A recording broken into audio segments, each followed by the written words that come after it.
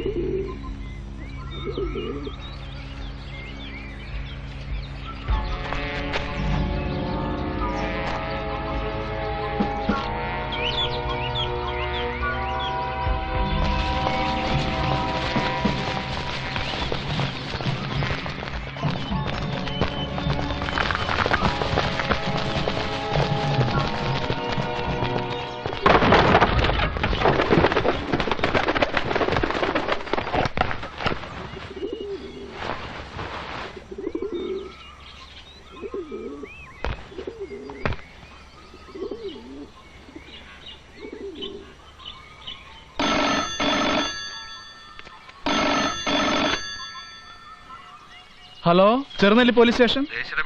ജോസഫിനെ അറസ്റ്റ് ചെയ്തത് ശരിയാണോ? ഇല്ലല്ലോ, ഞങ്ങളുടെ അറിവിൽ അങ്ങനെ ഒരു അറസ്റ്റ് നടന്നിട്ടില്ല. പത്രക്കാരനാ ജോസഫിനെ അറസ്റ്റ് ചെയ്തോന്ന്.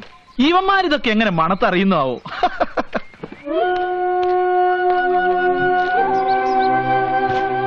നമ്മുടെ ബാലമ്പിള്ളയ്ക്ക് ഇന്നലെ ഒരു ഉടുമ്പിനെ കിട്ടിയെന്ന് പറയുന്നത് കേട്ടു സാർ. ഉടുമ്പ് വേണ്ട, അതിന്റെ ഇറച്ചി ചുമ്മാ ചകിരി മാതിരിയിരിക്കും. അവനോടൊരു മാനിനെ തട്ടം പറ. പറഞ്ഞിട്ടുണ്ട് സാർ. സാർ പോകുന്നതിന് ഇപ്പുറം ശരിയാക്കാം. തോലും വേണം, ഭിത്തി തൂക്കിയിട്ട നല്ല ശേല കാണാൻ.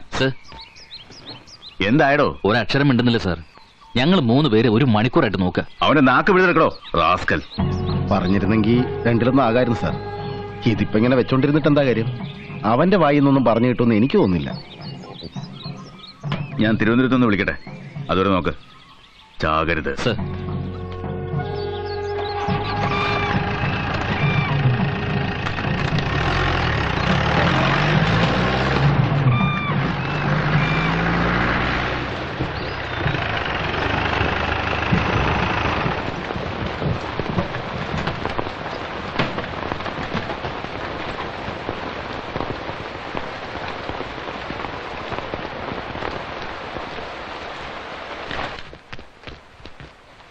എന്തായാലോ തിരുവനന്തപുരത്തേക്ക് പറഞ്ഞ ട്രങ്കോൾ ബുക്ക് ചെയ്തിട്ടുണ്ട് sir. Hello, Cherunelli police station. Line കിട്ടി സർ.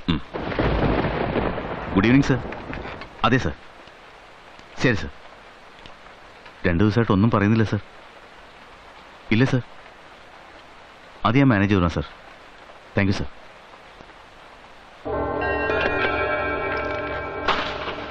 തട്ടിയേക്കാനാ പറയുന്നത്.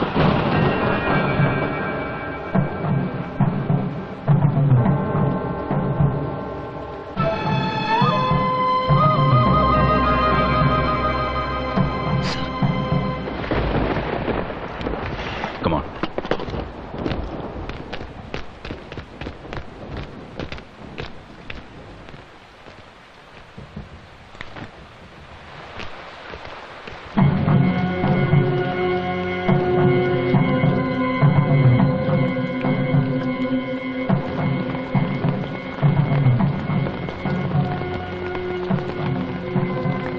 അവനെ വിളിക്കേ.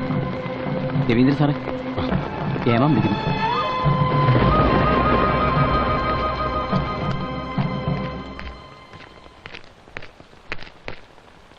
ജീപ്പിക്കർ.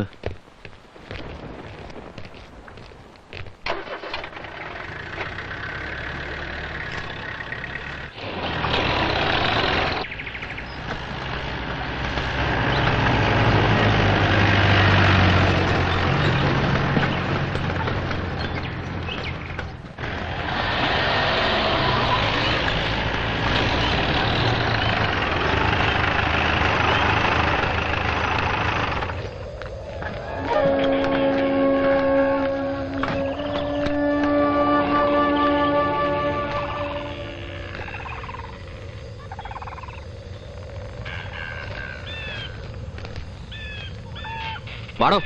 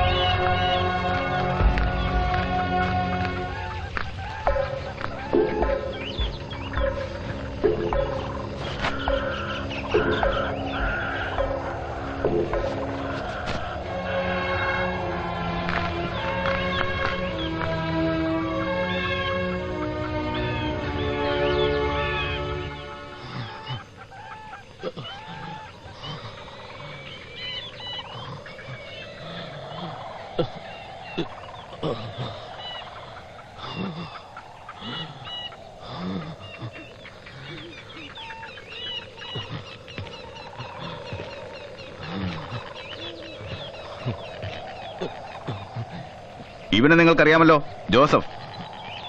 നിരവധി ആൾക്കാരെ ഇവൻ കൊന്നിട്ടുണ്ട്. ഒത്തിരി പേരുടെ സ്വത്തും മുതൽ ഇവൻ കൊള്ളയടിച്ചിട്ടുണ്ട്.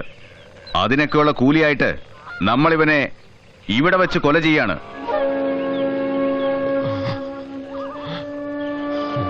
നിങ്ങളിൽ ആരത് ചെയ്യും?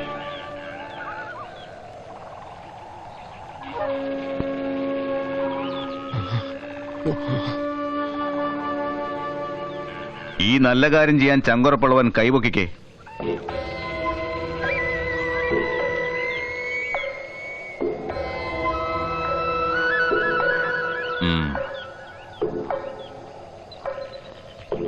Come on!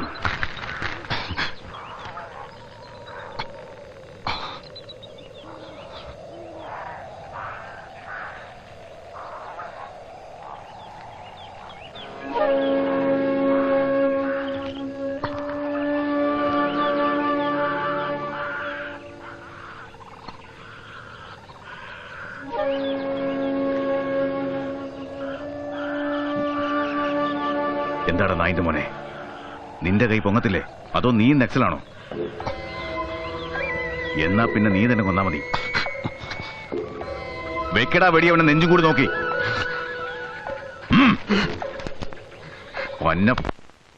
വെടി. ദൈവത്തെ ഓർത്ത് എന്നെ കൊണ്ട് ചെയ്യിക്കരുത്. നീ കൊന്നില്ലെങ്കിലുണ്ടല്ലോ, ഏറ്റുമുട്ടലിൽ ഒരു പോലീസുകാരൻ കൂടി മരിച്ചു. വലിക്കടാ കാഞ്ചി, ഇല്ലെങ്കിൽ നിന്നെ ഞാൻ തീർത്തളയും.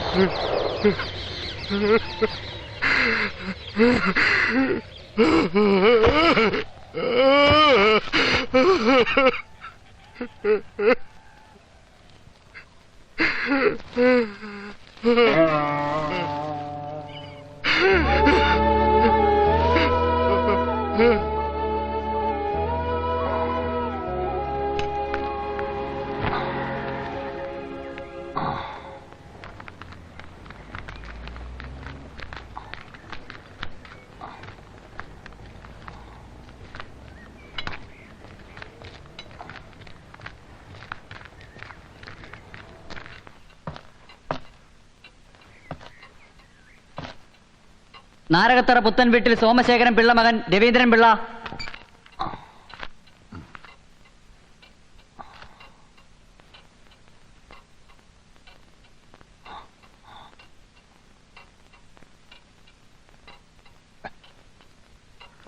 ഞാനാ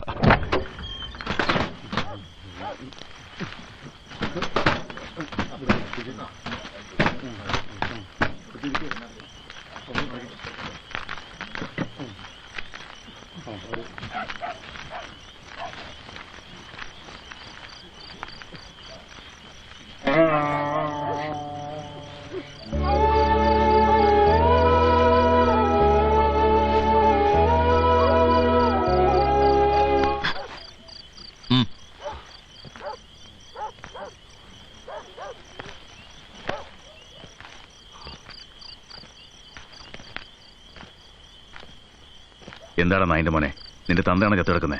ഇന്നലെ നടന്ന വിവരങ്ങൾ വല്ലതും പുറത്തറിഞ്ഞ നിന്നെ ഞങ്ങൾ പെട്രോൾ ഒഴിച്ച് കത്തിച്ചു കളയും. പറഞ്ഞേക്കാം. പറഞ്ഞ മനസ്സിലായോടാ? മനസ്സിലായോന്ന്? ഈ കഴിഞ്ഞ 35 വർഷം ഞാനിത് ആരോടും പറഞ്ഞില്ല. ഈ നെഞ്ചും കൂടിനകത്ത് അമർത്തി വെച്ചു. നിറയൊഴിക്കുന്ന നേരത്ത് സഖാവ് ജോസഫിന്റെ പ്രതികരണം എങ്ങനെയായിരുന്നു ഓർമ്മയുണ്ടോ ശ്രീരവീന്ദ്രപിള്ളയ്ക്ക്? ഓർമ്മയുണ്ടോന്നോ? കൊച്ചെന്തോ ചോദ്യമായി ചോദിക്കുന്നത്. അന്നേരം അവിടെ നടന്നൊരു കാര്യവും മറക്കാൻ പറ്റാത്തത് കൊണ്ടല്ലേ എന്റെ ഈ 35 കൊല്ലം പാഴായത്. ആക്ച്വലി എങ്ങനെയാണ് സഖാവ് ജോസഫ് പ്രതികരിച്ചത്? എന്നെ മുഖമുയർത്തി നോക്കി ഒന്ന് ചിരിച്ചു. പിന്നെ ഒരു മുദ്രാവാക്യം വിളിച്ചു.